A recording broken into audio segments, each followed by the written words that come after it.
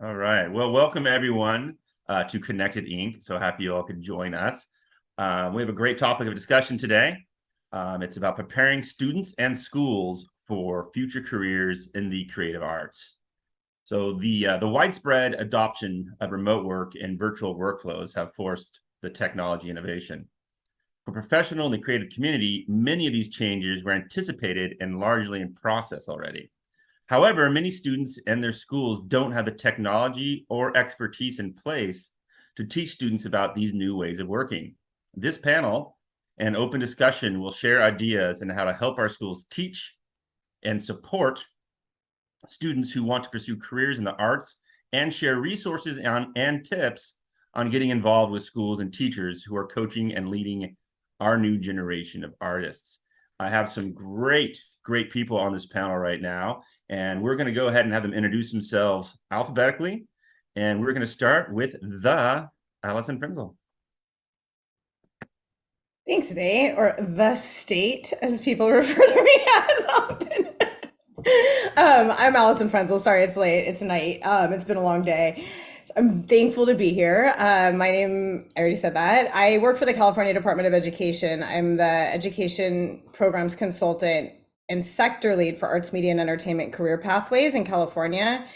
And prior to that work, I was a classroom teacher for 15 years. I taught dance and English and was the CTE coordinator for my district career technical education coordinator, as well as the visual and performing arts coordinator.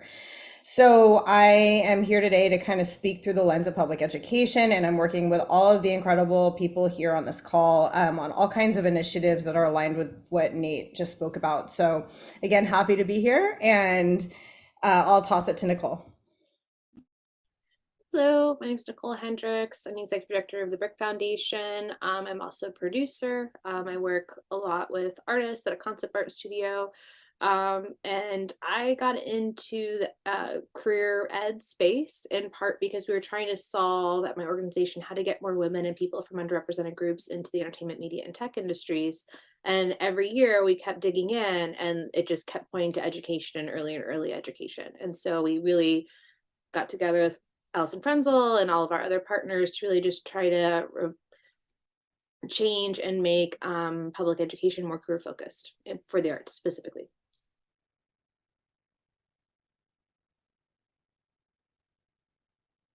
Is it me next? I guess. I think it's sorry. Yeah, I'm Ri-Karlo Handy, founder of the Handy Foundation, and my story really starts with me benefiting from early education to get my career started. I started when I was 14 through some workforce development programs through my school district at the time. And that blossomed into a directing career, into an editing career in television, into doing television development for new series. And so I've done a lot of hiring of folks over the years, and kind of fell into this work the last 2 years, specifically just because of pouring and outreach, for people looking for these specifically technical behind the scenes positions in post-production, which is what a lot of people know me for doing. And so we built some systems to help train folks and get them and help them get jobs. Awesome. Thank Hi, you. everyone. I'll take it up from here. Simone Price. I am on the social impact and sustainability team at Dolby Laboratories, and have the pleasure of working with everyone on this call as well in related strategies. So at Dolby, I work on, like I mentioned, the social impact team, and we are part of the HR team, which we call People and Places. Similar to what Nicole mentioned, we have a pretty strong focus on diversifying not only the workforce for our specific company, but Dolby works with everybody in the entertainment ecosystem, and we know that we all have some of these challenges and need to break down barriers to access, as well as democratize access to all of our technologies in order for not only our businesses to thrive, but also for the creative economy to be better supported. And so we are really dedicated through our diversity, inclusion, and belonging strategy, as well as our business strategy, to make sure that we are working with diverse groups of creatives. We are making our technologies accessible to more and more people. as they get more distributed into the entertainment ecosystem and become more available to the consumer, my job is to make sure that the next generation of diverse creative talent has access to these and that their teachers are familiar with how to teach them, because we don't want these to live in a siloed ecosystem. These technologies should be available to storytellers all around the world to make the most immersive stories that they possibly can and have them reach the audiences that they want to. So we are really pleased to work together with a variety of partners in this space, and we offer educational resources, but also student career panels, and work really closely with a variety of groups in this strategy. Fantastic. Thank you, Simone. So as you can hear and as you can see, we have the 92 Dream Team live here at this panel. My first question to everyone, and I love working with this group, and I've worked with them before, it's because no one's afraid to talk and everyone likes to have a good time. So the first question I have for everyone, and this is going to be kind of central, what we're going to be talking about the whole panel, is the new skills.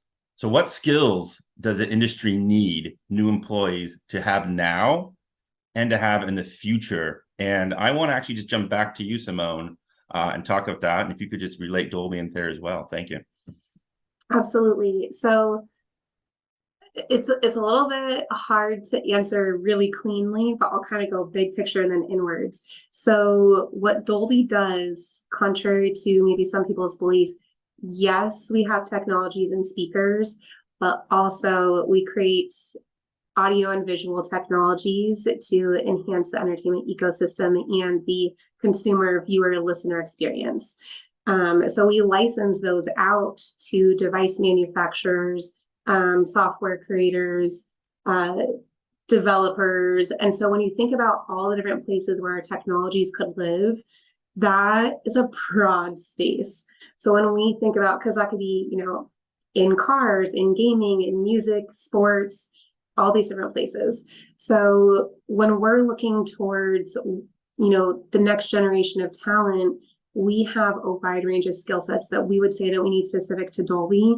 But I think there's a lot of overlap in terms of what the industries that we support and partner with also need. I think from a mindset approach, we definitely need people that have, I would say, pretty broad skills in like a transdisciplinary approach. So if you understand audio, thinking about the multiple applications of that across different industries, or audio for an entertainment ecosystem opposed to just one specific place.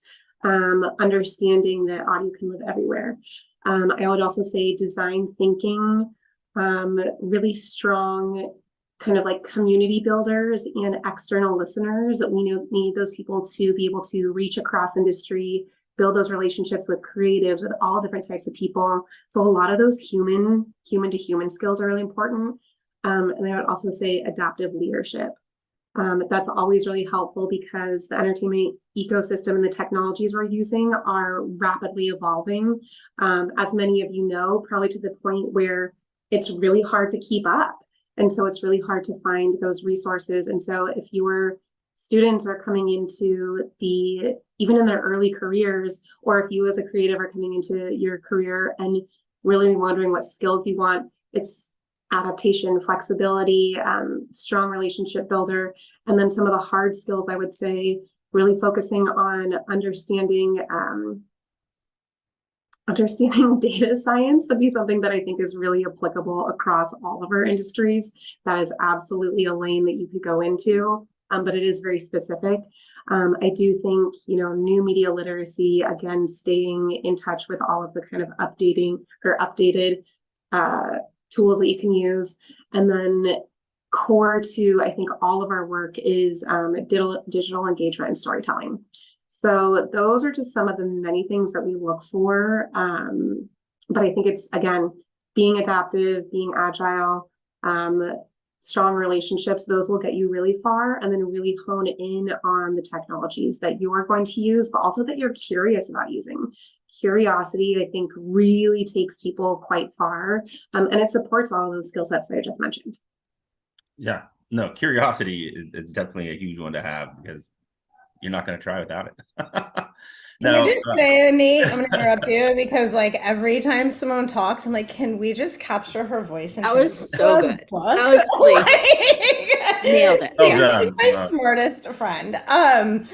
So I do want to just add to that, and I want Ri-Karlo and Nicole to chime in before we move to the next question, since we have some time with this. But I think one of the things I heard today, we were in a meeting with an employer, and it was really kind of impactful. What they were saying is that they have candidates that apply, and one of them was one of those candidates. So this was in an employer call that we were kind of outlining this, what an apprenticeship program needs to look like and what is the typical candidate. And so they were talking about perseverance, which I think is something we don't talk about enough. Some of them had applied for that job, one of the people on that call, 20 times. 20 times. So that idea of like not allowing rejection and setback to kill your drive and to have that perpetual hunger for what's to come is something that I feel like we see less of as young people are coming out of school than we did maybe in our era. And so really like, how do we foster that? Because I think that's a real skill, is that like, is that idea where we're teaching independent work ethic, teaching young people how to navigate, like how do you navigate the world before you, like some of these essential skills, we'll call them, because they're not so soft, right? Like I hate that word. And so, but those are things that I think like anybody's trainable on tech, not anyone, maybe not me, but like most people, but like in terms of like that kind of drive, that communicative like ability to navigate the world, to just push yourself forward, to figure it out, like that's a really essential skill. And I'm going to toss it to Nicole and Ri-Karlo because they're actually doing this work right now. So unless they want to not do that, since I'm not the moderator. That's actually, Ri-Karlo is the founder of the Handy Foundation and the CEO of Sunwise Media. So you definitely have some expertise in this topic of what people are looking for right now. So please share. Well, I think overall the people are looking for people that have some kind of competencies about the departments that they're heading into.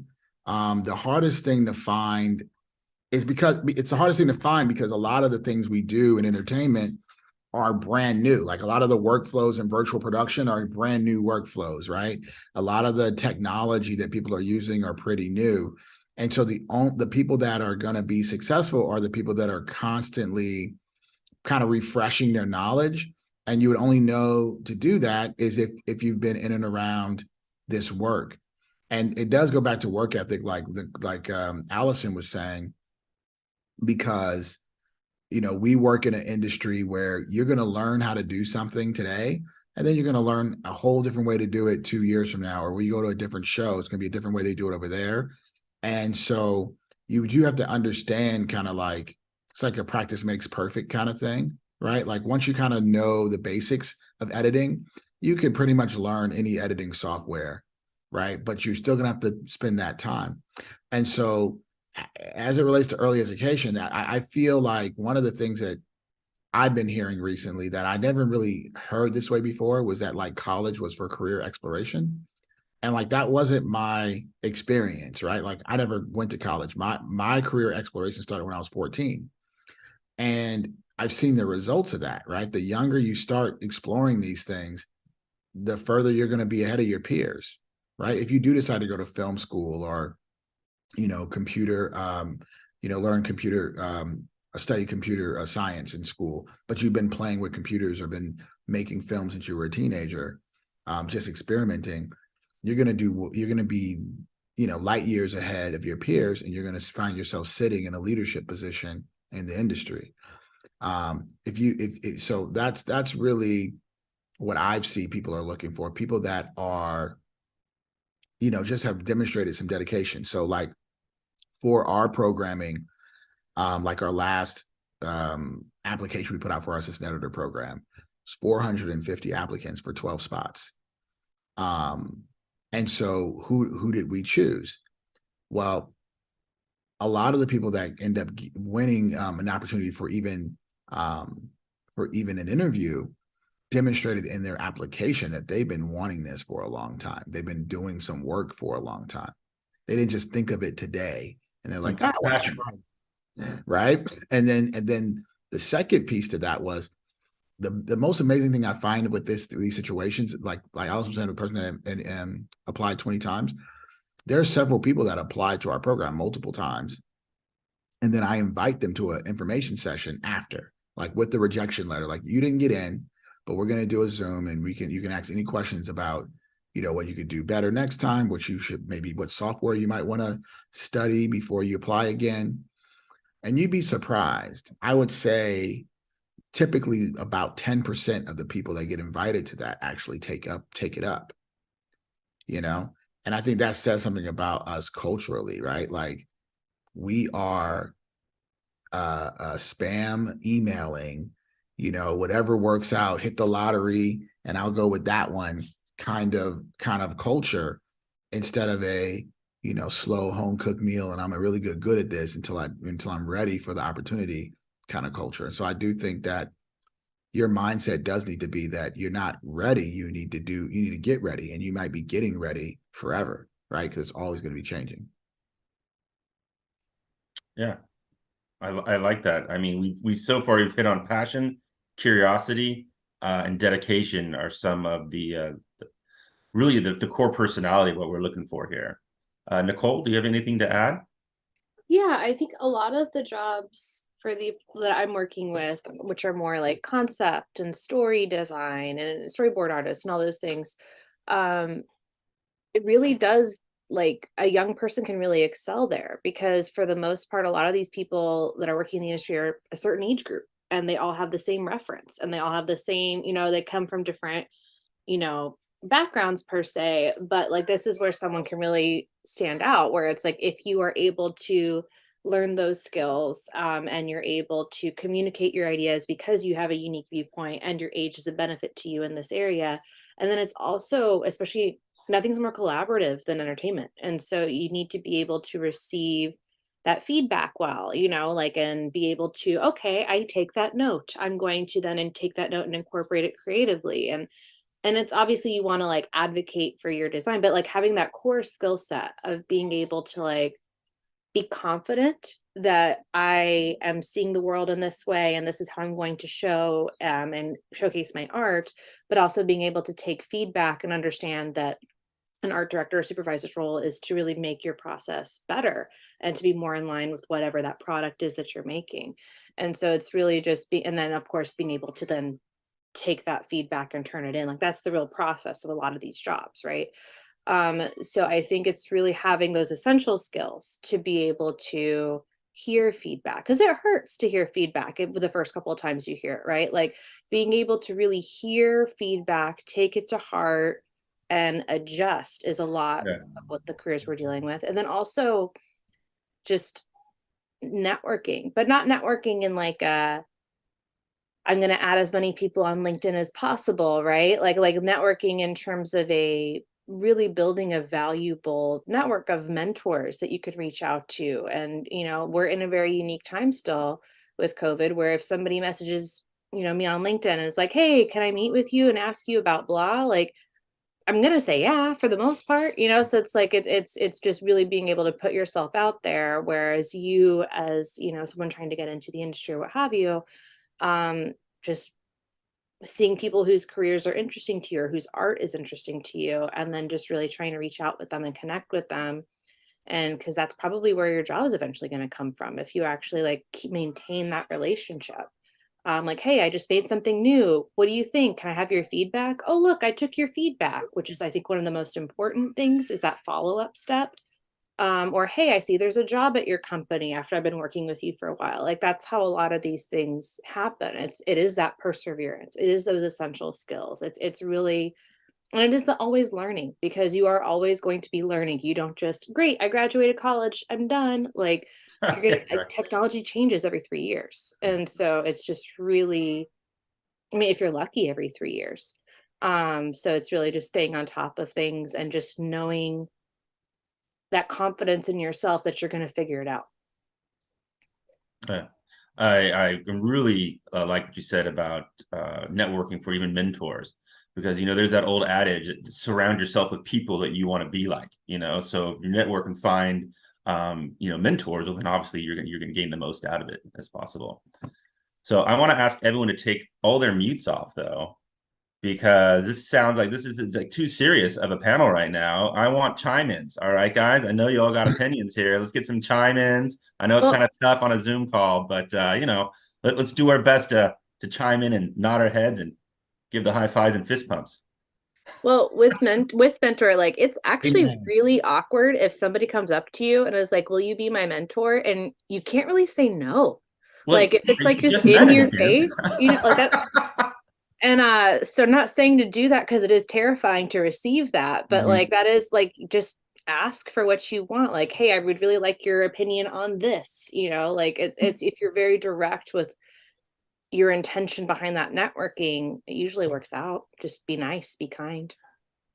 Yeah, definitely be specific. And if you're not certain what you want, I think it's absolutely okay to say that at any point in your career. Say, I'm really not certain, but I would love your thoughts to help me identify a roadmap or help me identify spaces where I could go. Because I think that is the hard part too in terms of networking is I'm not sure what I want.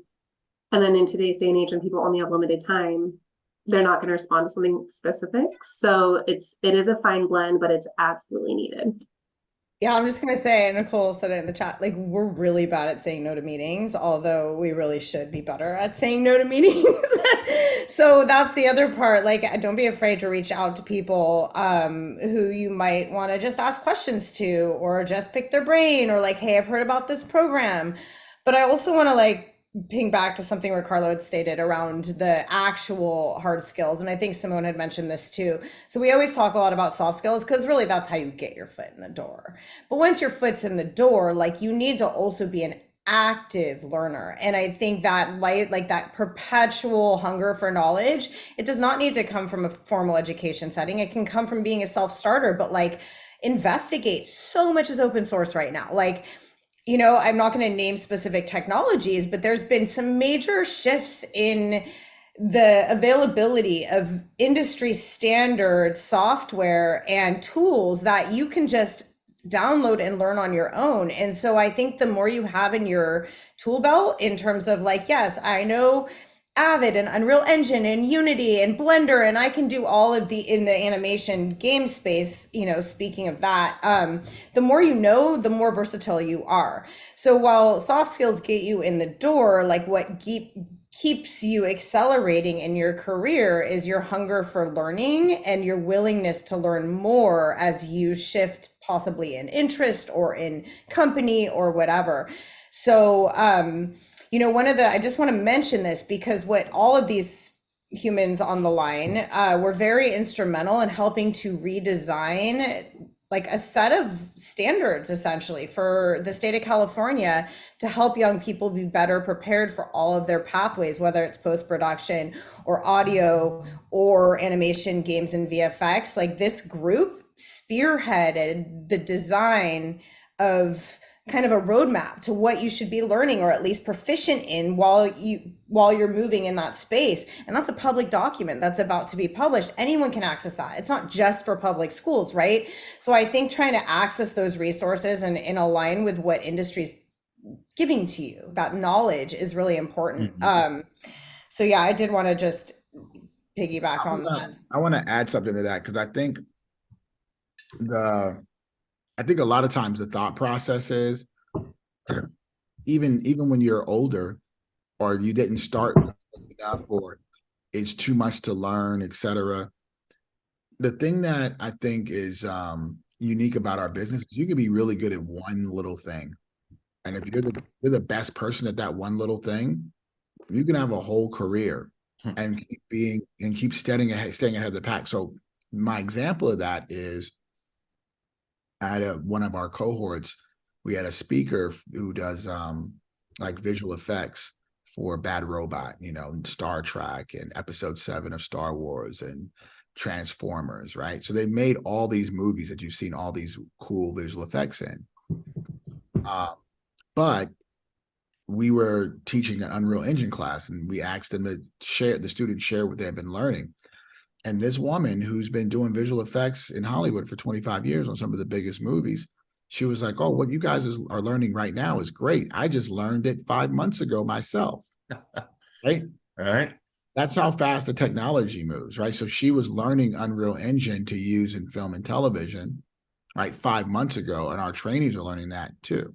Mhm. Now, if you're a young person and you're living at home or you're in college or fill in the blank, you have a lot more time to learn than the young woman that is working 20, probably 15 hours a day on a movie and then doing Unreal Engine in her free time. Yeah. So the thing is that the sky is literally the limit. And I think that's really the most exciting thing about Hollywood, because that's just one example.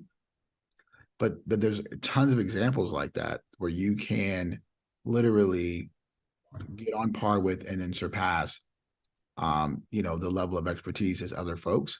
And it's all about, so the cool thing about this business is it's competency based, meaning if you understand and know how to do certain workflows and certain things, it really doesn't matter what else you know, because they're only hiring you to do that one thing. And so your ability to learn a skill quickly, utilize that skill, and build on that skill is really only limited by how much time you're willing to spend. And Sorry. Go ahead. No. I agree with that. And I think also one of the things that like I hear a lot that just bothers me deeply because of who I am as a human, but is when people have all these roadblocks as to why they can't do something. Or like, I'll apply for that job once I finish this portfolio piece, but I can't finish this portfolio piece until I learn this one piece of software. And I can't learn this piece of software until I get a new computer. And I'm $500 away from getting a new computer. And it's just like, why are there, and I guess it's like a fear of failure. We could break it down psychologically, but it's like, there's a certain, like I'm hearing it a lot from like people under 25 right now a little bit. And I've heard it from 50 people in their 50s and their 60s. My grandparents do it and they're in the closer to their 80s, depending on the thing, right? So it's like, it is a universal human thing, but I do think a lot of fear of failure, a lot of imposter syndrome does creep into it. And so I think it's just like, just do the thing. So what if it's not great? So what if it's messy? Like, I think it's just like deciding that you're going to do that portfolio piece. You're going to do that job application. You're going to take that interview. You're going to be super awkward and introduce yourself to this person standing over there, type of thing. And I think it's just like accepting that it's okay to not do something exactly rigidly perfectly because you can't actually control it. Yeah. And sometimes that's actually the best first step, because then it will kind of lead into what you talked about earlier, Nicole, getting that feedback, that constructive criticism, that feedback, and then you can work with that and move forward there.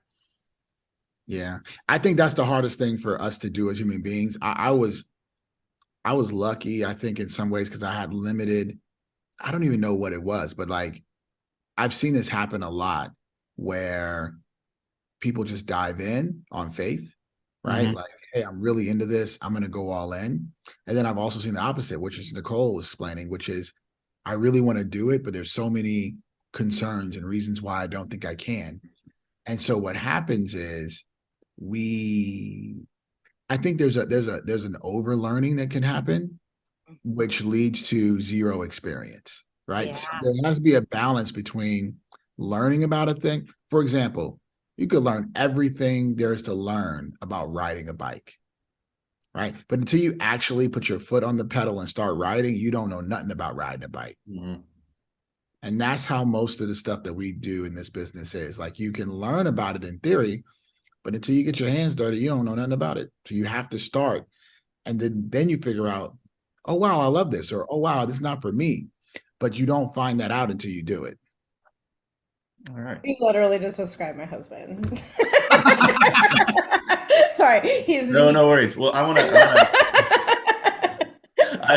to thank everyone again for watching.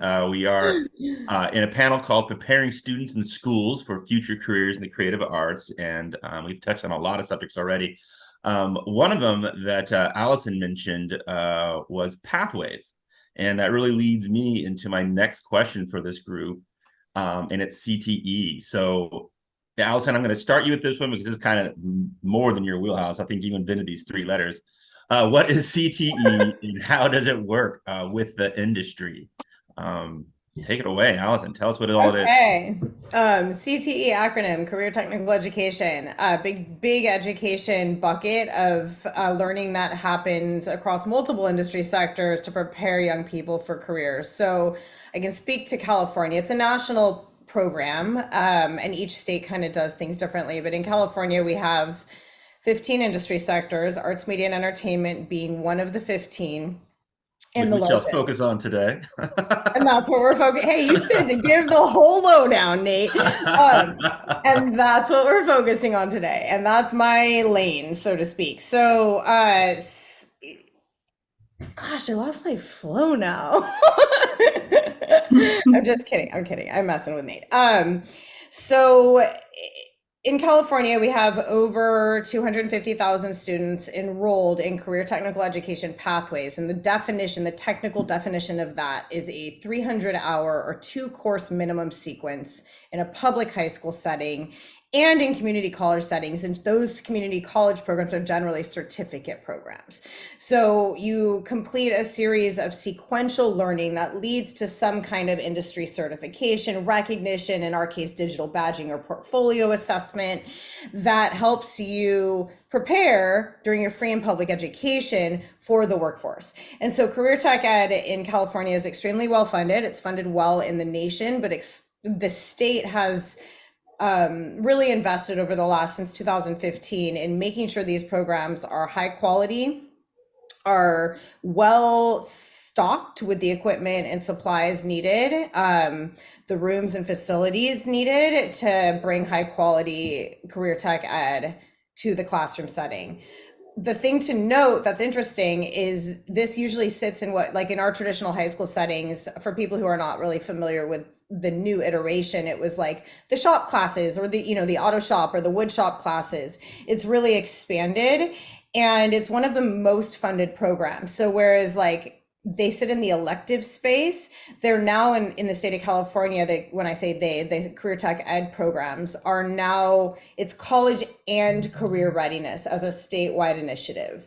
So we've put a lot of money, we've put a lot of energy, and we've put a lot of thought into the design of these programs and really listening to industry to figure out what young people need to know to be prepared for work. I mean, that's the ultimate goal. So it's a different pivot. It's not like explicitly, hey, what do young people need to know to be prepared for college, which has been kind of the mentality even since when I was in school, and then the shop classes for the other kids. It's actually a completely different landscape now where those shop classes are as important, if not more important, in public education settings as the additional electives or the college prep classes. So it's just a different kind of pivot in terms of philosophy in public education. And so what we're really trying to do is map that to workforce. So currently in CTE programs, teachers and programs struggle eternally for industry support. Everyone has to have an advisory board. Everyone needs to do work-based learning experiences.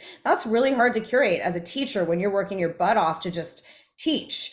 So what we've tried to do statewide in this collective initiative with these people specifically is how do we build and curate statewide experiences so teachers can just plug and play. It doesn't become them each trying to hustle for their own kind of partnerships. It's like, no, here's our collective partnership. Here's the coalition we formed. What do you need? And then how do we scale that? So for instance, the Visual Effects Society, I'll just share something that they're doing right now, which is fascinating. And I think we're going to set it as a model. We're doing a speaker series. They have put together incredible speakers, high-powered speakers, and each one of those speakers will have a lesson plan for teachers, and they're once or twice a month. And these are industry professionals that don't generally have, like, classrooms don't have access to. So now we're able to zoom into hundreds of classrooms for a live Q&A where students prepare their questions in advance and can interact with these professionals and ask them questions. So that's just an example of like some kind of impact that we can have on a scalable, to scale. But the key word with CTE is industry engagement, and it's not true CTE unless you can build in that piece. And I think that's the part that we're trying to make a little easier for schools with, and then also to truly make it so it doesn't just end at your high school experience, it bridges to the next phase of your life. So if you are not college bound, what's next for you? If you're preparing for these jobs, like how do you actually get them, and how can schools better facilitate that bridging? And that's what we're doing by creating apprenticeship programs, by examples like Ri-Karlo's job training and placement program, the BRIC first ever registered apprenticeship for games, animation, and VFX professionals, specifically arts professionals, the Arts to Work program for other types of creative storytellers. So we're really trying to formalize these workforce develop, like bridge apprenticeship and public education to make there a viable alternative school to career pipeline for non-college bound or college bound students that also need to pay their way through college. Like I had to work 35 hours a week and go to college and didn't, then what, right? So that's ultimately the goal of career tech ed, is to prep people for their future, not just prep people for more school. 100%. So this is actually something that honestly I've become super passionate about, like over the course of trying to deal with connecting education with workforce, because unfortunately in our country, like education is like its own commodity, its own industry, right? And unfortunately we see what's happened with all the debt. Like my mom still has student debt, right, for a major she never used, right? And so I grew up in Germany, and I share about this a lot, but I think it's really important. It's hard to how to comprehend if you just kind of been in this one system. But we take a lot of things from Europe, right? We love their TV shows, and we bring their formats over here. Like, but we should take some of their apprenticeship and educational systems too. So specifically, I got into this business because of my ninth grade, class, right? Like that sent me through down a pathway of career discovery. Like that was the lens at ninth grade I was looking through. So coming to the United States in the 10th grade, I already was set on what career I was exploring. And then lo and behold, there was a ton of opportunities in the city that if I hadn't been looking for them, I wouldn't have known, I would even connected those dots. And so it just I think it's really, really, really important for us to create opportunities for folks to see how what they're doing every day in high school in these CTE programs connect to what possible jobs they could have, careers they have in the future. Because you have so many folks, maybe they don't plan to go to a 4-year, so they're like, what am I doing here if high school is only for going to college, right? Mm-hmm. And they know they're not going. I don't know if you guys are aware, but like our dropout rates and all of that skyrocketed through COVID. I mean, I talked to someone and they have a 50%, dropout rate at their high school. You know what I mean? And so these are the kind of programs that those students desperately need to have something that's tangible that they can do. And I think I think we all have to practice, looking at things from the other people's perspectives, right? Because most of the kids I went to high school with had no money, no means to even go to community college. They needed to work to pay bills. And so when we designed our programs, we designed it to be nights and weekends so that if you were working already, you could upskill, right? Because everyone wants to see an opportunity for their future, whether you're in 8th grade or whether you're 50 years old. And so I don't know. I just wanted to piggyback on what Allison was saying, because I think the CTE concept is great, and we just need to continue to feed it all the resources it's going to need to connect the dots for people. Excellent. Simone, Dolby Labs, you're partnering with CTE. You're doing some pathways, correct? Absolutely. Yeah. So we've been aligned with the AME pathway Probably for about 7 years now. Our program is almost 9 years old. And so we started with a really hyper-local program within SF Unified, San Francisco Unified.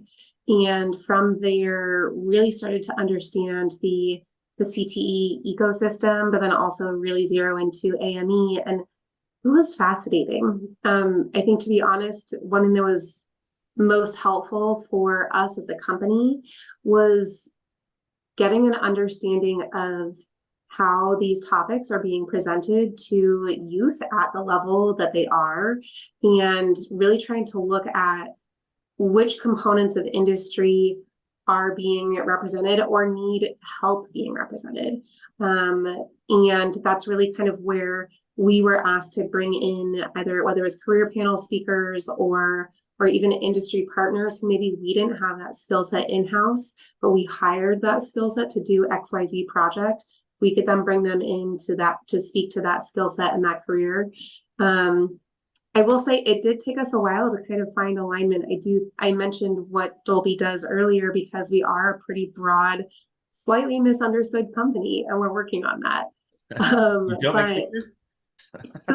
Exactly. We've been there, done that, and it's a yes and.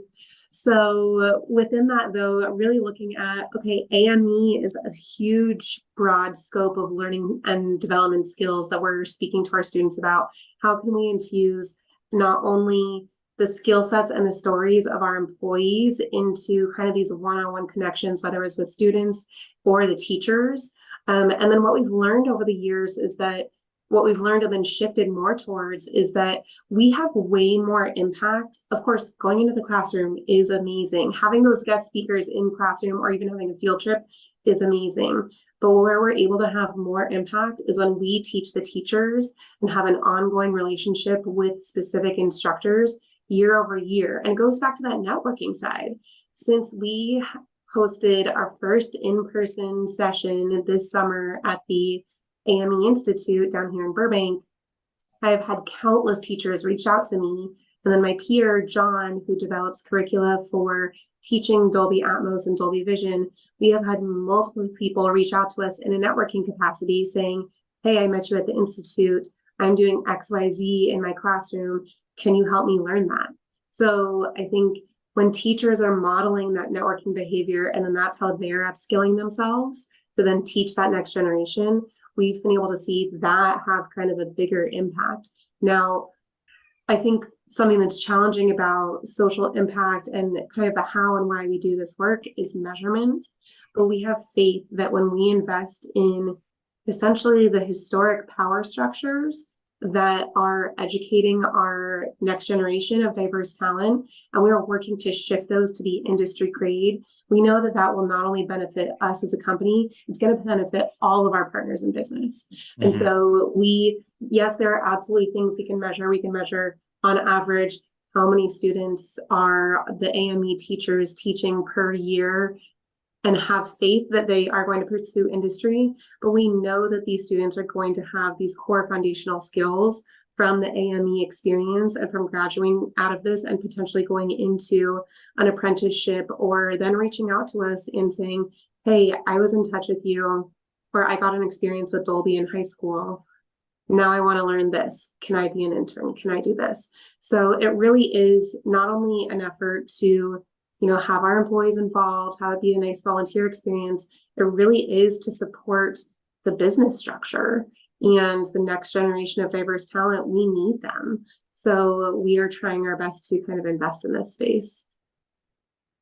Absolutely. I can't agree with that enough. To me, CTE, AME is how you diversify a workforce. It's how historically excluded groups are able to have a seat at the table. It's in getting studios and other hiring entities to really look at the community college programs that these students pull into, pre-apprenticeship and apprenticeship programs. And so it's like, you can receive industry level education in your free and public education. And that's why we really believe and do everything we can to help with CTE AME. Yeah. I love you all so much. I really do. I I mean, will also, oh, sorry, Allison. I was like, I don't know. I want to kind of say one thing while it's on the tip of my do it, tongue. do it, say, because I'm going to tap into something you said. I will say too that there's work we need to do inwards. There's the work that all that studios, that the gaming, that all of us companies need to do, and we're learning more about it. I think we understand a lot of it well. But for those of us in this social impact space, or maybe public policy, community affairs, and then specifically, I think in some diversity and inclusion strategies, where we sit, we're at an advantage to take all of the research and data and information that we're getting from these partnerships and bringing that inward. So not only are we educating outward by investing in curricula standards and teaching the teacher, we're also learning from educators and learning from folks like Nicole, Ri-Karlo, Allison about what are the barriers to advanced education systems. And we need to teach those inward, because I do think that we're shifting our industries to be more understanding of what the student experience is. And while some people may have had access to college 20 to 40 years ago in their career for perhaps an affordable price, that is not the case anymore. And so we need to make sure that hiring managers are understanding, hey, a certificate is just as valuable, if not more, than a 4-year degree where maybe you didn't get all that career exposure and you had to take 25 other classes to graduate. And they might show agility, flexibility, desire to learn when they go through XYZ other classes. So I think the more that we get to be involved in understanding of the CTE ecosystem, not just in California, but around the states, and then also understanding other models around the world of education access, the more we can better educate our hiring managers to get that more creative, diverse talent, because we then understand the challenges that they're facing. So it's not just an outward street, it's an inward street too. So I think that is one thing that not a lot of people get to see, is how much internal education comes from these partnerships and community. Yeah, I want to say, like, ping two things that Simone and Nicole mentioned. One is the train the trainers. So Yes.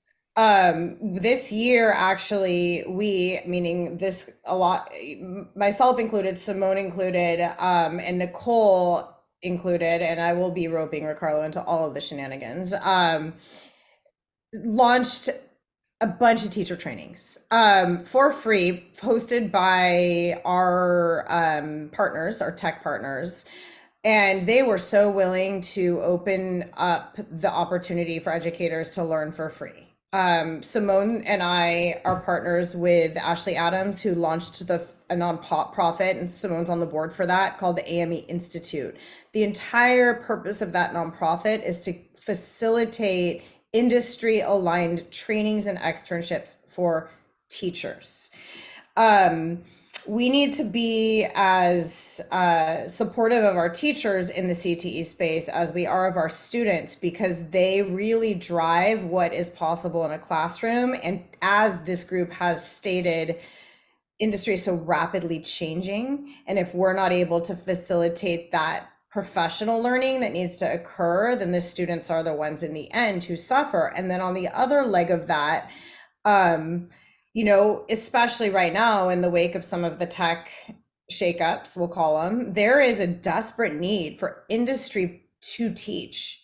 And we have a large teacher shortage in the state of California. And it is so much easier than people realize to get your CTE credential. You do not need to go back to college and get a teaching credential to teach career tech ed in California.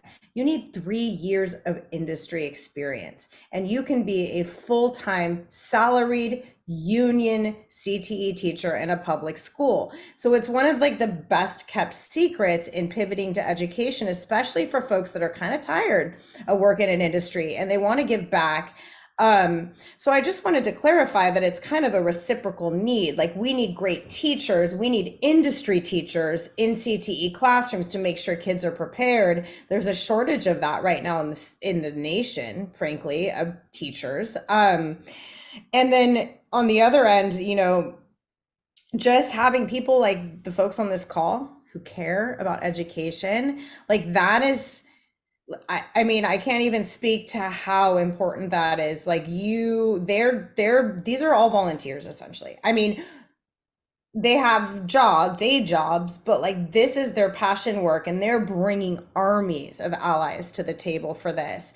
And as Nicole mentioned, like CTE is an opportunity, and our vision and dream is to mirror the experience and education you would get in an expensive private art school during your free and public education in high school. And that is something that's possible because of them designing that and what that needs to look like. And so, hopefully if our master plan goes forward as we hope, like the new standards will roll out, teachers will be trained through our different training opportunities, whether that's with BRIC and animation games and VFX, or the AME Institute across the board, or Ri-Karlo and Handy Foundation doing teacher trainings for post-production. Like, we'll be able to train teachers up. We'll have these new standards, and in 4 years, hopefully we'll start seeing a very skilled workforce emerge from these CTE programs.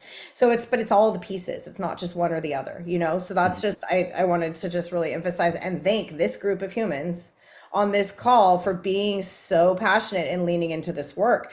Because like, I know nothing about this stuff. Like, I taught English and dance. I was on a call today and I was like, I could talk all day about like rigging. I've never done it, so like. But you know what, Allison, I gotta say something about that, because one of the reasons why I think a lot of people respect your opinion and where you sit is because there are some things you know a lot about, right? That you're teaching all of us.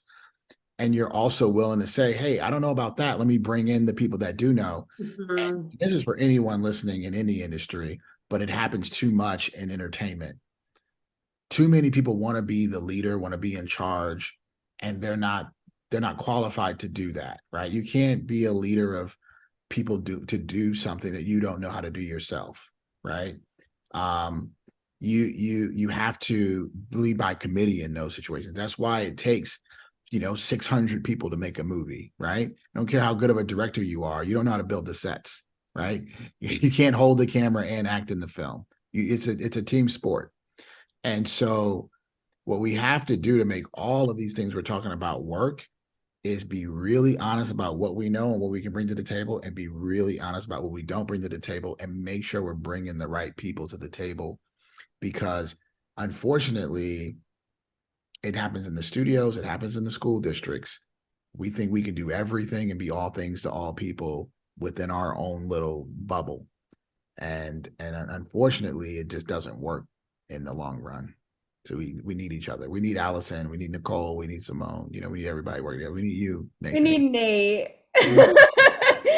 I do also want to say something about that, because you made me think of something, and Nicole and I talk about this all the time. Like, so this is about creative arts, right? This panel, and there's a lot of artists on the call, and we are desperate for artists to understand how to translate some of their traditional art forms to digital tools.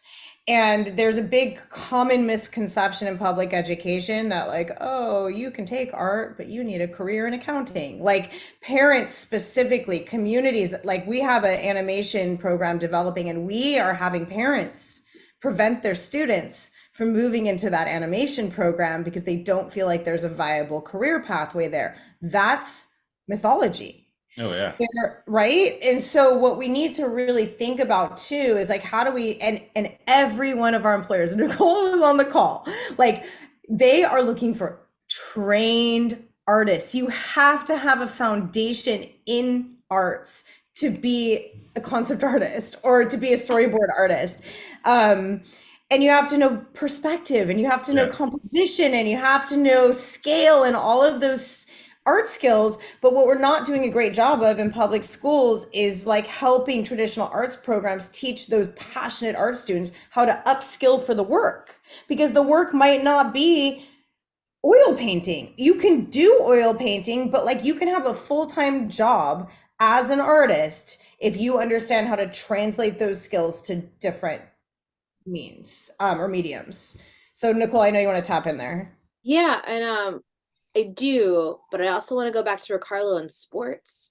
Because I do think the secret to a lot of this stuff is when you have a talented quarterback, you have a talented shortstop, colleges know, the pros know. We need to do that with the arts. Like that's what this network, that's also like, that's my secret like goal, right? With all of our CTE AME programming and getting good with all these teachers. And I have some kids I've been working with since 8th grade are now in college now, and that's really weird because I never wanted to be in education, but it's fine, because that's how you get the big picture goals going. But if we could just treat all of these art kids like athletes that are going to enter into the field, because a lot of these kids, those are 6-figure jobs. These are union jobs, like Yeah. high, maybe not 6 figures, some of them, but like still very high Getting there. pension. Yeah. Yeah.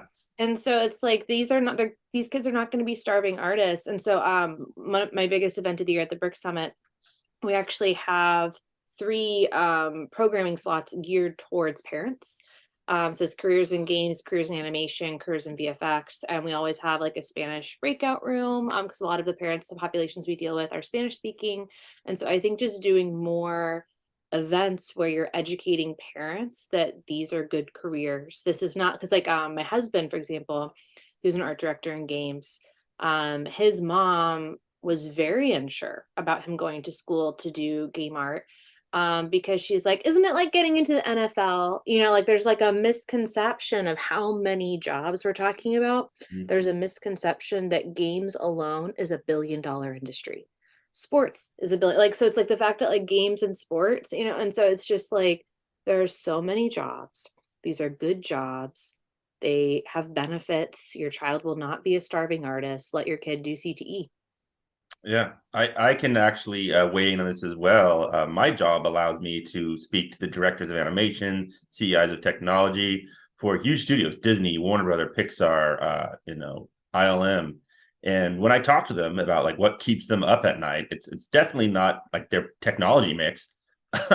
It's they don't have enough people. They are looking to hire, and it goes from the gamut from storyboard to character design to all across. And Ri-Karlo is saying 600 people. There's 600 people on these movies. There's 600 people on creating a video game. You and people are desperate right now. Studios and game shops are desperate for these skills. And I think that's the greatest thing about the CTE is you're literally putting them on these pathways to be relevant in this industry right out of high school. Yeah. And I honestly think like it's an advantage, right? Like whatever industry you decide to go in, if you like, perfect example, I was talking to someone at Pixar, and they were like, we have a trouble finding interns to put into our animation department because these kids don't know C++, right? And Nicole, I think we had this conversation, right? Like, when did you learn C++? You told me before. I was 16. Right. Because it's the closest thing to magic in the world. You just got to get those weird, nerdy art kids to understand that computer programming is magic. Exactly. But I use that as an example because it had nothing to do with, oh, I was in the math club and I went to Harvard, or I went to this college, blah, blah, blah. You can't work at Pixar if you don't know C++, period. So none of that 8 years of all the stuff that you're doing. And what's cool about that, though, is that the pathways, the processes or the prerequisites to get these opportunities are pretty well defined and laid out if you explore them. And as a parent, it's a lot easier to get your access to your child to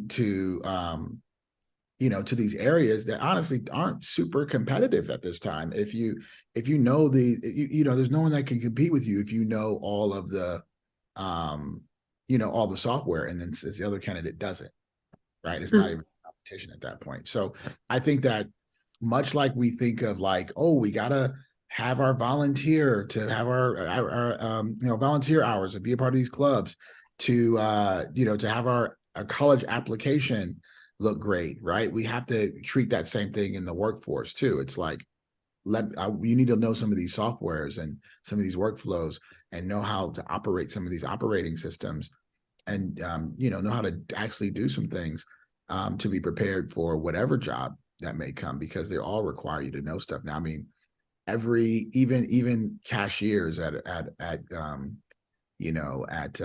grocery stores and different places like that. A lot of the stuff is becoming automated, and you're going to need to be able to operate the software to be able to fix it to work there. Not you don't need to be. They won't need cashiers. They'll need people that can fix the computer cashiers. Yeah. So it's a new world. Yeah, and I do think there's some like one thing I wish that someone had explained to me, because I have different like chapters with my career, right? Like just because you're learning a skill doesn't mean it all has to build to one thing. Like it's okay to have phases of your career. Do I use programming in my day-to-day life now? Absolutely not. But like it taught me an insane amount of like logic and just taught me how to think. And I use that problem solving ability as a producer, so it's like, just because you're learning a skill you might not need in like Q2 or Q3 of your career or whatever it is, right? Like doesn't mean it, so it's like nobody explained to me how long life is and how long your career is and how many years we work, and it's okay to change it up every 3 to 5 years, right? So it's just learn as many skills as possible. Learning is the skill. Yes, and I'm gonna just say transferability of those skills is vast. So like Nicole just made the logic to programming analogy. I'm gonna make the dance to leadership analogy because I feel like most of the people, or many of the people, I will not say most because I'm not sure if it applies to this group, but many of the people in leadership roles that I know were either theater or dance kids. Dance allows you to really effectively collaborate and navigate tight situations, understand the entire ecosystem around you. Like you have to have amazing peripheral vision, and you can think about that metaphorically. Really thinking about like choreographing things, planning things out to backwards map into reality, right? And onto a stage setting. So I really do think like the creative arts as this it's the transferability of the skills you get from arts period is so vast. Creativity, right? What do we call out they call them the 4 C's, the creativity, collaboration, critical thinking, and communication. Wow, I remembered that. Thanks. So, and then going back to something Simone said early on, this idea of like design. Apparently design thinking is a branded thing. And like I was working with a bunch of designers who didn't want to use that. So like design thinking, the other, whatever else you want to call it, but like that idea of like going through iterative processes, prototyping things, experimenting, applying, shifting, and pivoting, knowing when to pivot. Like, I mean, I feel like we're back to question 1, Nate, but like all these things that Nicole brought up are really like relevant regardless. And so as your career is developing, like I thought, and I don't know if anyone ever even knows this about me, but like I literally thought I was going to be a visual artist. Like I was in my last year of high school, I was very good at convincing people to let me do things my way. And I took 4 art classes. Like that was all I took. I had a econ class that I think I was in, but like don't remember it. And it was 0 period. And like I was late and stopped at Circle K and got my coffee. Like the only thing I cared about in high school was art. That was it. Nice. And then moving through college, I didn't get into my program. And I was devastated. Like I thought I was going to be in this fine arts program at the Evergreen State College. And it was this whole thing. And it's in Olympia, Washington. It's all alternative, whatever. Didn't get in. So I totally pivoted unintentionally. And it propelled my career to where it is. I accidentally stumbled upon a program that I was the only one available to me as a freshman. Well, I was a freshman. I'd taken a year off of college. I traveled around. I was like, okay, I'm time to go back. Deferred my acceptance, got into this, didn't get into the arts program, had to take this program called Restoring the West. like literally it was like sociology, natural history, but that program, we had to do community work. And I ended up getting placed on the Skokomish Reservation in a Head Start preschool program. I never wanted to teach ever. I had no intention of ever working in education. Ever. Says the veteran 20 years years. later, like 20 years later. So I ended up on this Skokomish reservation with these young Head Start preschool students, and our task was to take these Skokomish oral history, these stories that were like passed down through oral history, and create children's books out of them. And it was like such a cool story. And we worked with the tribal members, you know, it was like very authentic. We were just there learning from them, but like bringing in that art element. It was the only time I got to apply an art element in my college. But it pivoted me. Like I was like, oh wow, this is like fascinating. I enjoyed learning with other people. I see that as teaching. Like teaching is more about learning with other people. Like I saw myself as more of a facilitator of learning. I've never like been a deliverer of information to humans. Like, so that was, it propelled my career in a different direction. So I mean, I think the moral of that is like, you just never know what life is going to spin you. And like, and you got to sum it up to not what do you want to be when you grow up, but what do you want to do when you grow up? Because when you say what do you want to be when you grow up, it kind of pigeonholes you into like, you got to be this. But if you ask someone what they want to do when they grow up, it's like, oh, well, I can do lots of stuff. Well, and I just wanted to make things, and I still get to do that, you know, like it's like you can make things in any way, in any world. Like your art skills are so transferable. Like that is the moral of this story. And then I ended up dancing because I was like, how do I do art and get exercise? And that was the answer. So. Well, I do have one more topic for us to discuss, and it actually touches on something Nicole spoke about. And it's our educators. So there's probably a lot of educators watching us right now. And this is really the last topic I have, but it is, you know, what resources are available right now? Like right now. So you're an educator watching this and you're getting inspired by the CTE, you're getting inspired by the industry helping out and, you know, this ecosystem that's being built. What resources right now that are available that educators can use? So Nicole, I'll let you start with that one. On bricfoundation.org, we have an educator section. We do free quarterly events. We focus a lot on grant writing because that's very gate-kept information, and grants are what help teachers get more resources for their classroom to explore this new technology. We have, again, the BRIC Summit, February 11th, which will be a huge educator focused. I can't recommend enough trying to go to the AME Institute. That is a great way to get training across all AME sectors. So if you're a teacher, because many teachers wear multiple hats. So it's like I teach film and I teach graphic design. Get all your training in one place. AME Institute, June, Burbank. They're starting to do more pop-up events. I'm trying to work with AME Institute to bring one to Atlanta because that is where we're getting a lot of teachers really hungry for arts ed training teachers. Georgia Tech has been a great partner with that as well. So I think it's just reaching out to these organizations like BRIC, like Handy, like Dolby that are focusing on teacher training. Also Unreal Engine and Unity, both of those have amazing programs that have educator handouts. Like if you want lesson plans, Toon Boom is another one. If you're an animation teacher, Toon Boom for less than the cost of a textbook will literally give you a platform for all of your students. It has all lesson plans. Like, so it's there's so many. Any educator can reach out to Toon Boom. I'm sorry, what? Any educator doing animation could reach out to Toon Boom. Anyone. I mean, honestly, any human. They do all the things. They do online education really well, like really well. It's very robust. I really like their LMS. It's gorgeous. I don't make any kickbacks from them. I just promote them. And then I will say ArtStation Learning is really good. It's a free resource. It's sorted by discipline. It leans towards visual arts.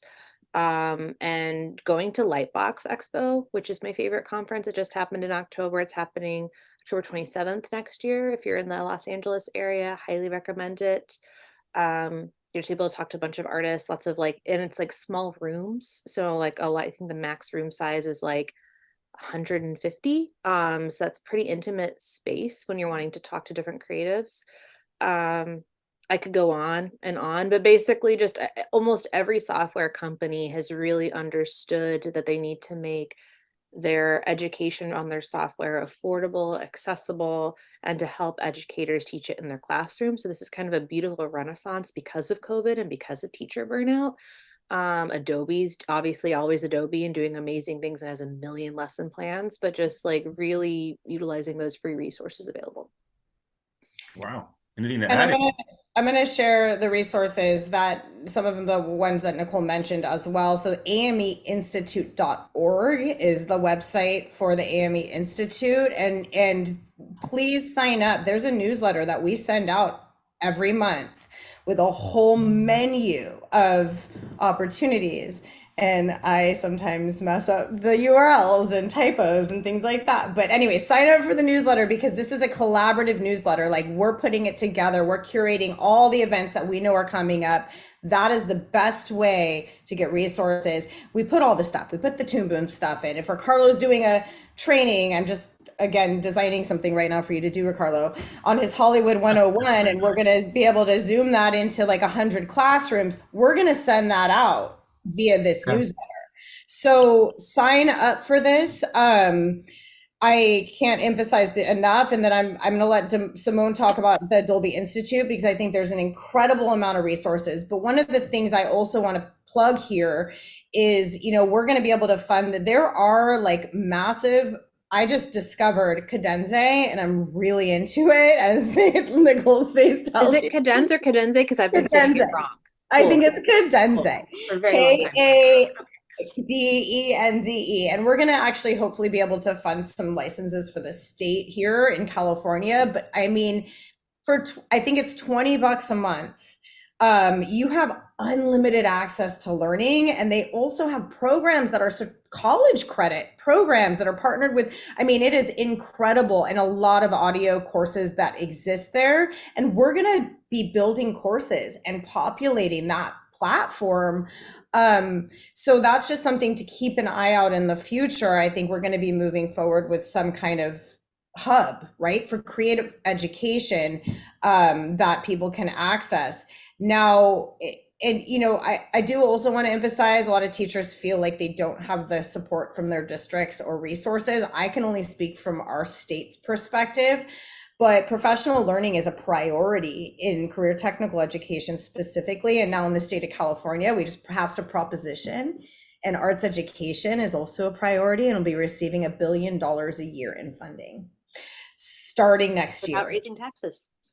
So yeah, without raising taxes. Yeah. There's also some need for some trailer bills around who's going to run that program. But anyways, that is happening. And so like, we do have funding for schools and teachers to do professional learning. So just wanted to say, while not everything's free, like the Toon Boom stuff's not all free, but it's incredible. There's money from the state. Ask your administrators how to access it, or email me and I can help.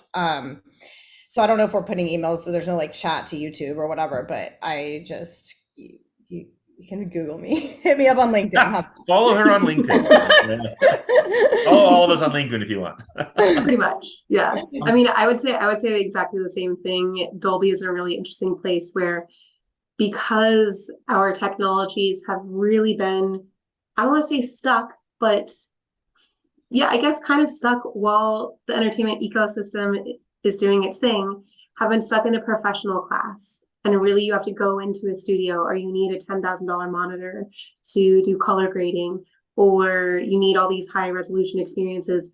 Now, because of where all of our devices are at, and because we all work together on understanding what the needs of creatives are, and then design the technologies to better support that, we now are having more access in iPhones and iPads and Microsoft materials, and eventually more of our advanced technologies are becoming accessible to the consumer, and therefore accessible to the classroom. And so what we're doing is, there's an arm of the company called the Dolby Institute, who I partner with daily to really advance and increase our educational resources. And so we're making educational videos, step-by-step written tutorials. We really understand there's so many different pathways to learning. So we're making these available in multiple languages. We're making them in a written format and a video format, so you have the visual and the step-by-step. And so we're really breaking our access to technology and access to training yourself or training your classroom on these resources down through the Institute. So it's dolby.com/institute. There's also, I'm just going to double check because I don't want to mess up the link either. Professional.dolby.com is where you'll be able to find more of those advanced resources for learning. But we are working on having a more of a comprehensive space where you can kind of look at the age range you're teaching, whether you're entry level, mid-level, or advanced, and all of those topics on how to tap into learning about not only our technologies, but also all the different platforms that they play within, because we are going to be, we are going to be in all these different places. So, there's a busy chat happening right now. But we're listening to you, Simone, I promise. Perfect. No, it's fine. It's fine. I will say we, from the social impact side and working with the AME Institute, we have created a newsletter. It's called Dolby Spark, and it's really meant to bring all of these resources that we've talked about today together. So we're talking about what are the skills of the future are the skills of the now. So showing employees who have entered into that space and are honing those skills and are learning through their experience in the workplace. We showcase that. We showcase early career opportunities. And eventually I can see us showcasing resources from our partners as well. So we're getting there. We're not quite at an Adobe level, but we do have so many amazing peers that have modeled how to create accessible education, and we're learning a lot from them as our resources become more accessible to the consumer. And it's going to be really exciting to be able to present alongside each other how all of this technology works, and then have it be open access. So much of this, everything on the Institute is free. And I think, like Allison, like everyone said here, the pandemic really did showcase how important free and accessible learning resources are, not only to the student, but to the professional as well. So we are really just trying to democratize access to our technologies through these partnerships. Awesome. I just wanted to say, just to kind of still chime in on the same question of like resources for teachers. Allison briefly mentioned that we do this thing called Hollywood 101, which was originally just a part of our training that we would give all of our students, because what I realized is it's like, we've been, in this business forever. I've never done anything else. I've only been in this business for 30 years almost. And so it was like a little bit of a fish to water. And so what we've been doing is actually training trainers, like partner with Best Buy and EIF to go to all the Best Buy Tech Teen Centers. And we want to bring it to schools as well. And so I want to encourage anyone that's interested in basically doing a teacher-facing workshop that really just trains you on all the jobs available in the industry and the pathways to those jobs. Because I know we've been talking a lot about these softwares, these Unreal Engine and this and that, and all these different softwares and workflows. But if you have no context for how those tools are used and what jobs and what salaries are available and how you get those jobs, then it's kind of hard for you to know how to navigate. And that's kind of what the basis of the Hollywood 101 is. We go through the 5 departments of the industry that take up to make one project, right? So every project goes through development, pre-production, production, post-production, distribution. So we explain all of those processes and all the hundreds of jobs in each of those departments. So I would encourage anyone interested in that. You can definitely, we have it probably next year. We're going to do a bunch of them at school districts and at schools. So whether we do it virtual or in person, if you're interested, definitely reach out. Awesome. Thank you. And you said it's Hollywood 101? Yeah. We've done it once. We've done it a bunch of times, but we did it recently for all the like YMCAs and Best Boys and Girls Clubs that are sponsored by Best Buy, because they have Tech Teen Centers in them. And we filmed it. And so our plan is to make that video available and then do a series of follow-up workshops with teachers.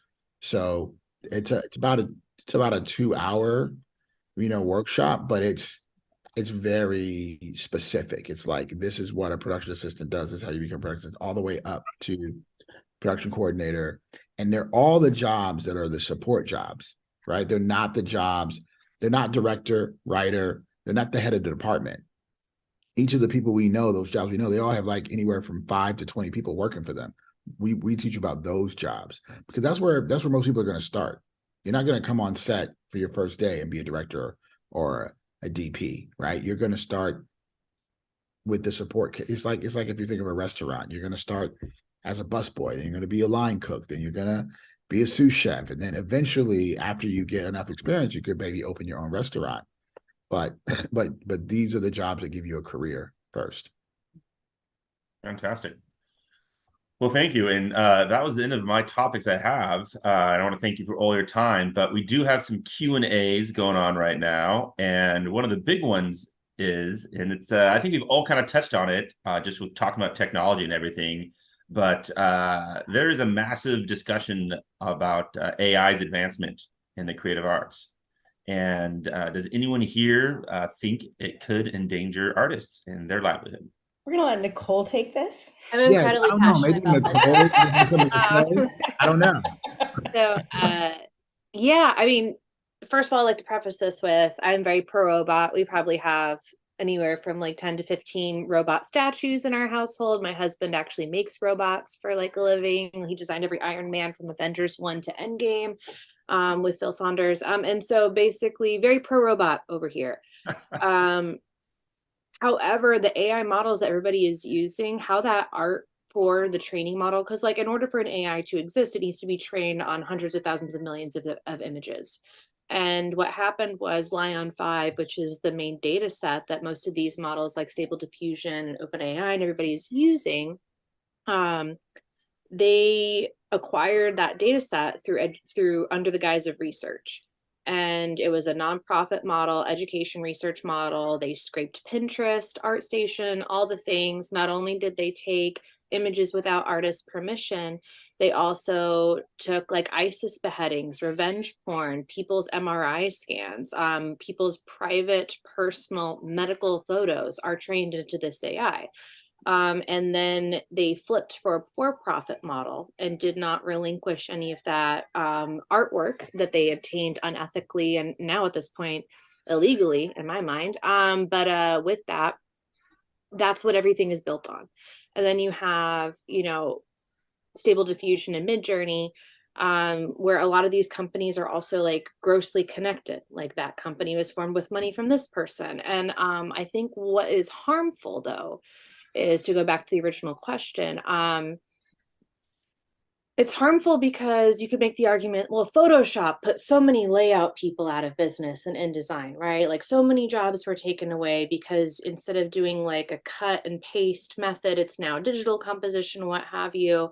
And that job went away. And like, that's great and all, but AI, and like, obviously that's sad.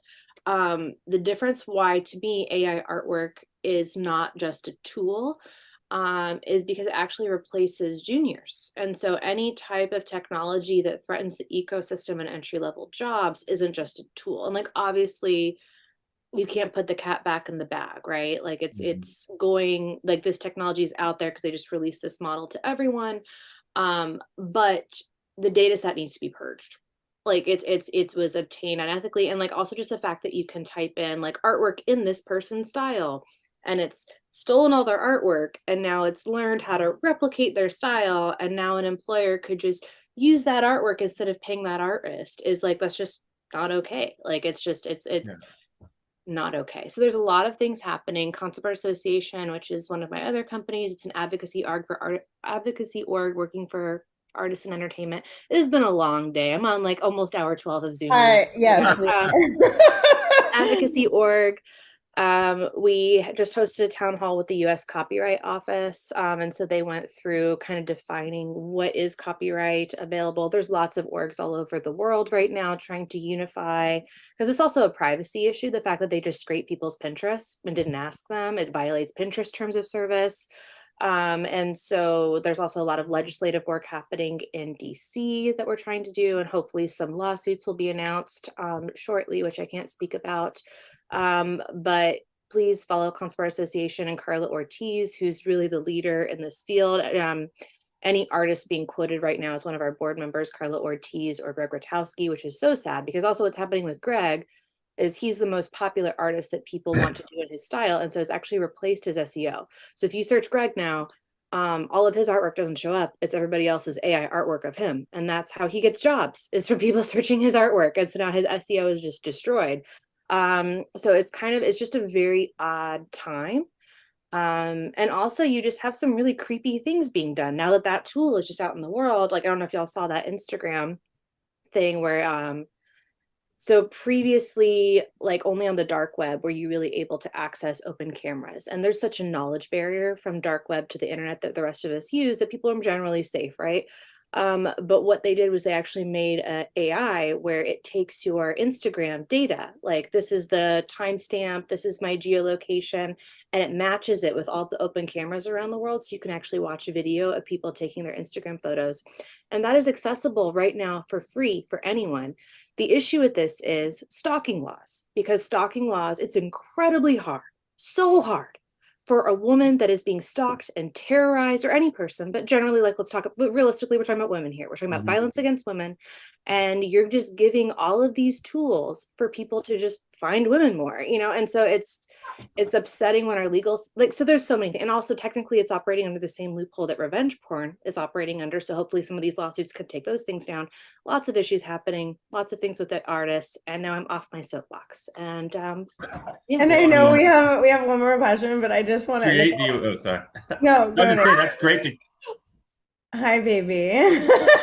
I'll chime in. So, random thing. There are, I mean, I think Nicole said this in the beginning. I think all of the ethical issues need to be dealt with, and everything she mentioned is first and foremost. But as we look at the potential and teaching value, once that is ironed out, I think there could be, you're gonna, like, with shifts, like, I mean, my belief is you always have to figure out how to leverage them in a positive way, because we're not going to stop it necessarily. So how do we create it so that it supports artists and it elevates artists? And like, I talked to my friend Jess yesterday, who was so excited because apparently Photo Leap now has an AI, by the way.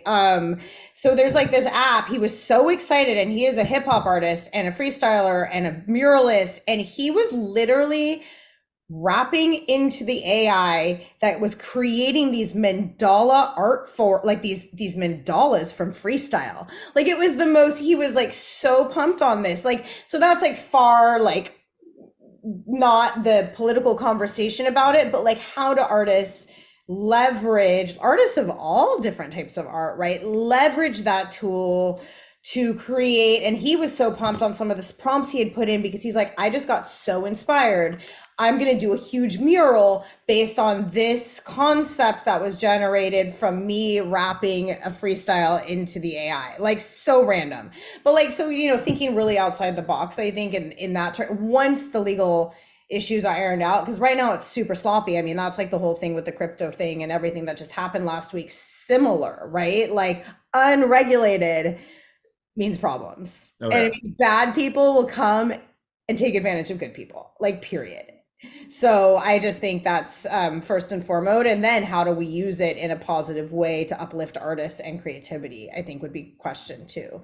We have 3 minutes. Do you want me to take this question? Because I can go ahead and I'll go ahead and read it. And we want to, so that was my the daughter. baby They was kicked down still... the door, by the way.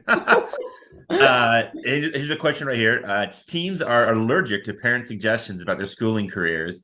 How do we tell kids that these careers are an option without shutting them down? So I'm assuming this is from a parent who actually, if I'm reading this correctly or listening to this correctly, who is in favor of their young person pursuing careers in this space, which is what we usually see the opposite. Send them to these guys. No, I have something on that, because like what's interesting is, so my son's 12 and he started editing on Premiere. But if you ask him, it's not because of me, because I edit every day at our house. It's because his friends are doing TikTok videos and YouTube channels, and he's doing little battles with them. The thing that I've noticed is that, yeah, kids in general, you know, they don't think that we know anything as adults and parents. Like they have their own world that's separate from ours. But I do think that putting them in a position to get opportunities and hear the same message from other people is important. I think that it's hard for anyone to ignore something they've heard 10 times, right? Even if they don't really retain it. And you don't want to force anything on a kid, because some kids like aren't interested. Like I think it's important to have every kid in the district exposed to every opportunity possible, and then And then some will gravitate towards these different things, right? You'll be able to find the art kids and the science kids and the sports kids, and they'll find their tribes. So bottom line is, I would just keep exposing them without making it a pressure cooker, like you must learn this so you can make money. You know what I mean? Like it's just continue to expose and informing of the opportunities. Like, hey, if you master this, there's opportunities there for you. You know, if you're really interested in it. But if you're not interested in it, then it's fine. Now you've done it. You know about it. What else do you? But I do think no matter what, we can't give up on helping the young people on that search, because some people take a long time to find that one thing for themselves. And so you got to keep looking until you find it. Well, you know what? That was just a great way to end this panel, man. Well done, sir. Ri-Karlo, Simone, Allison, Nicole, thank you so much. I hope you guys had as much fun as I did. You know, I really like these so much because I learned so much as well about what's going on and how the industry's feeding CTE. And it really inspires me to do my part as well. And hopefully everyone that's watching gets inspired and does their part as well to keep this going along and to, you know, keep kids in art. Art saves lives. All right. Well, I'll conscious of your time at 7 o'clock. Thank you very much. Thank you. Thank you. Bye. All right. Bye-bye.